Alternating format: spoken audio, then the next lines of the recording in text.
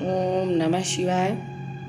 नमस्कार दोस्तों, खुशहाल चैनल में आप लोगों का बहुत बहुत स्वागत है। तो आज हम आप लोगों को शिव चर्चा की एक बहुत सुंदर कथा सुनाऊंगी।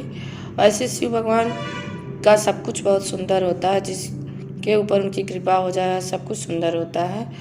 इस शिव चर्चा कथा को जो शेयर करेगा, लाइक सब्सक्राइब करेगा और ध्यान से सुनेगा, भोले बाबा उसकी सारी मनोकामना पूरी करेंगे। तो अब ज़्यादा टाइम ना बर्बाद करते हुए हम कथा शुरू करते हैं। एक समय की बात थी, एक राजा थे। वो बहुत धर्मात्मा थे, बहुत नीति से अपने प्रजा का पालन करते थे और अपनी प्रजा को संतान की तरह से देखभाल करते थे। पूरी प्रजा बहुत खुश थी। लेकिन राजा के पास कोई औलाद नहीं थी और इसी औलाद के चक्कर में राजा बहुत सारी शादी करते गए कि किसी न किसी रानी से कोई औलाद हो जाए जो हमारा राजपाट देखे। जैसे आजकल के ज़माने में लोग लड़कों के चक्कर में बहुत सारी लड़कियां पैदा करते हैं, उससे पहले ज़माने में लोग अगर औलाद नहीं होती थी तो राजा लोग जो है अमीर होते थे, उन्हें किसी चीज़ की कमी नहीं होती थी, बहुत सारी रानी ले आते थे कि किन्हीं न किन्हीं रानी से औलाद होगी जो हमारा राजपाट देखेगी। तो राजा भी एक पुत्र के लालच में शादी करते चले गए और 7 रानियां हो गईं। तो जो 6 बड़ी रानियां थीं वो तो अमीर थीं और जो 7वीं रानी थी वो जो है राजा को जंगल में एक लड़की पसंद आई, उसी से कर लिए थे शादी। इस प्रकार जो 6 रानियां बड़ी थीं, वो 7वीं रानी जो सबसे छोटी थी उसे सताती थी, कहती थी कि तुम एक जंगली हो और हम लोग राजा की लड़की हैं, तो तुम जंगल की तरह रहो। जो राजा जी का बाग बगीचे है उसी में बहुत फल है, कौवे खा के बर्बाद कर देते हैं। तुम रूखा सूखा जूठा खा के और वही फल की रखवाली करना जो बगीचा है। तो जो है बगीचे में कौवा हाकती थी, इसीलिए उस रानी का नाम कौवा हकनी पड़ गया। लेकिन वो बहुत धर्मात्मा थी। शादी से पहले भी और शादी के बाद भी एक शिवलिंग छोटा सा था बाग में, वहीं जो है वो शिव जी की आराधना पूजा करती थी दिन भर। कहने के लिए वो कौवा हाँकती थी, कौवा तो हाँकती नहीं थी, उसका तो पूरा ध्यान शिव भक्ति में लगा रहता था। इस प्रकार राजपाट चलते गया। 7 रानियां हुई, लेकिन कर्म की गत होती है भाग का। अगले जन्म में भगवान कुछ राजा से चूक हो चुकी रही होगी कि इस जन्म में उन्हें एक भी औलाद नहीं नसीब हुई, 7 रानी रहते हुए। इस प्रकार एक बार कोई साधु राजा के दरबार में आया और राजा उस साधु को बहुत स्वागत सत्कार किए। साधु बहुत प्रसन्न हुआ, कहा राजा जी आप हमसे कोई वरदान मांग लीजिए। राजा जी कहें हम क्या करेंगे, हमारे पास तो सब कुछ धन दौलत है, एक औलाद ही नहीं है, क्या करेंगे धन दौलत को लेके। साधु को बहुत दया आई, कहे राजा जी आप चिंता न करिए, हम एक उपाय बताते हैं, इसे करिए तो भगवान शिव की कृपा होगी तो आपको भगवान औलाद भी दे देंगे।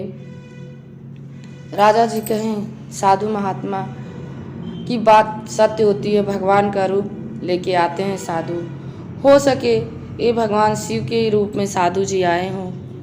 तो कहें साधु बाबा आप बताइए, जो कहिए हम वो उपाय करने के लिए तैयार हैं।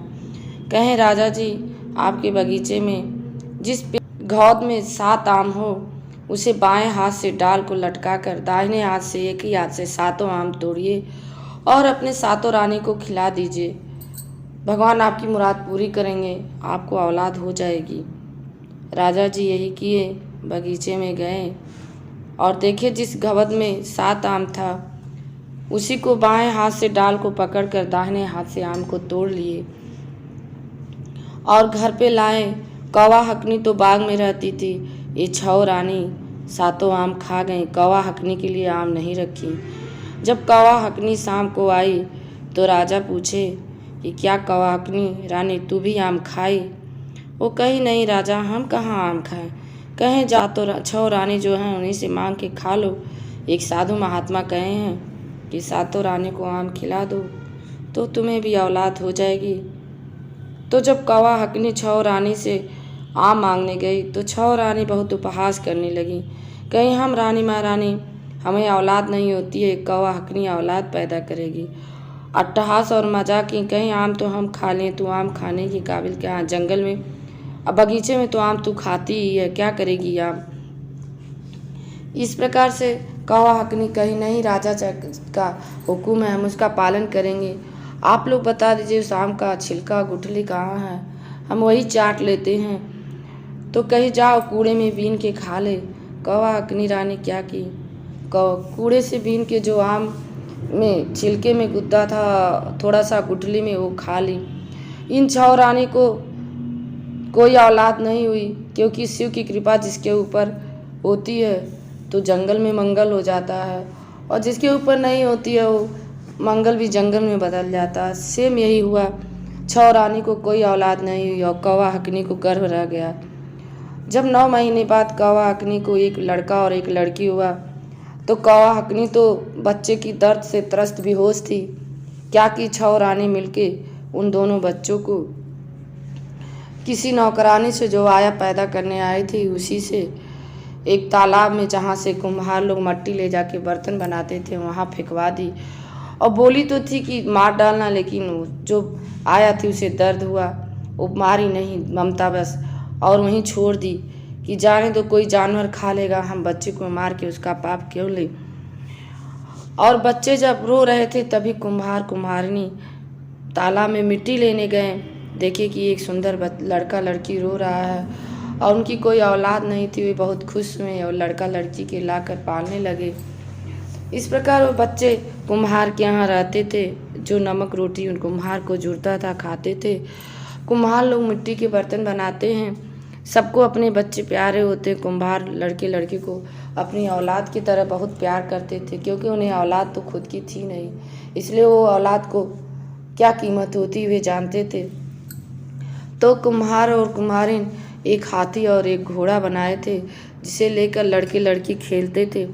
जब कुम्हार कुम्हारिनी मट्टी लेने तालाब जाते थे तो अपने बच्चे को भी ले जाते थे, जो वो बच्चे तालाब में पानी पिलाते थे, घोड़े को नहलाते थे, हाथी को कहते थे कि बाबूजी के तालाब में घोड़ा हाथी पी रहा, पानी हाथी पी नहा। तो एक जो गुप्तचर होता वो सुना, कहा ये कुम्हार के लड़के रोज ऐसे क्यों कहते हैं, जो है ऐसा क्या है, को राजा का तालाब है, कुम्हार के बच्चे का तालाब कैसे हो सकता है। तो वो जाके संदेश दिया, तब सभी रानियों को वो हुआ बड़की कुम्हार के लड़के की, और देखो औकात की, अपने घोड़े अपने तालाब बना रहा है, राजा जी का लड़का बना रहा है, ऐसे कैसे हो सकता है। इसके बाद क्या किए, जो है वो बच्चे को मारने के लिए भेज। तो रानी के हुक्म का पालन करने के लिए हत्यारा न चाहते हुए भी दोनों बच्चों को मारकर और राजा के महल के पीछे गाड़ दिया। और दोनों बच्चे जो हैं, लड़का आम का और लड़की केले का पेड़ होके पैदा हुए। इस प्रकार से अगर ये रानी अगर चाहती कि उस पेड़ से फल या कुछ छुए तो नहीं छू पाती, तोड़ पाती, और कौवा हकनी रानी जाती थी तो बहुत अच्छे से सारे फल तोड़ लेती थी। इसलिए इन 6 रानी को शक हो गया कि हमने जो काली करतूत की है, कहीं ये करतूत खुल ना जाए। फिर ये जो है पेड़ काटने वाले को भेजी, कहीं इस पेड़ को ही जड़ से काट के फेंक दो, लगता है यही दोनों बच्चे जिस जगह ये गाड़े गए थे वहीं से पेड़ जमा है, यही बच्चे ही हमें लगता कि हैं। इसके बाद जब पेड़ काटने वाला जाता है तो वहाँ से आदमी की तरह से आवाज़ आती है, और पेड़ काटने वाला काटता नहीं है, कहता हम नहीं काटेंगे, लगता है इसमें कोई अद्भुत आत्मा छिपी हुई है जो हमें काटने से रोकती है। लेकिन फिर रानी कहती है अगर तुम नहीं कटवाओगे, 6 रानी कहती हैं जो सौतेली माँ होती हैं, अगर इस पेड़ को तुम नहीं काटोगे तुम्हारे हम कटवा देंगे। तो क्या करे, जीवन के लालच में वो पेड़ काटने वाला फिर पेड़ काटने जाता है, और ज़बरदस्ती जैसे टांगी मारने जाता है वैसे शिव गुरु भगवान जी प्रकट होते हैं और सारी कथा कहते हैं और सब लोग जुड़ जाते हैं। इस प्रकार से राजा को पता चल जाता है कि 6 रानी मिलकर के क्या की हैं, और राजा बहुत क्रोधित होते हैं, और जो 6 रानी थी उन्हें देश निकाला दे देते हैं। और जो कौवा हकनी थी, जिसे लोग कौवा हकनी कहते थे, उसी के साथ और दोनों बच्चे प्रकट हो जाते हैं शिव गुरु की कृपा से, लड़का लड़की। और राजा और रानी जो कौवा हकनी रहती हैं दोनों बच्चों के साथ अपना राजपाट देखने लगते हैं। इसी प्रकार शिव की जिसके ऊपर कृपा होती है उसे हर पापी आत्मा हर मुश्किल से वे बचाते हैं। इस प्रकार इस शिव कथा को जो ध्यान से सुनेगा और शेयर करेगा, शिव भगवान उसकी हर मुसीबत से रक्षा करेंगे। जय भोले बाबा।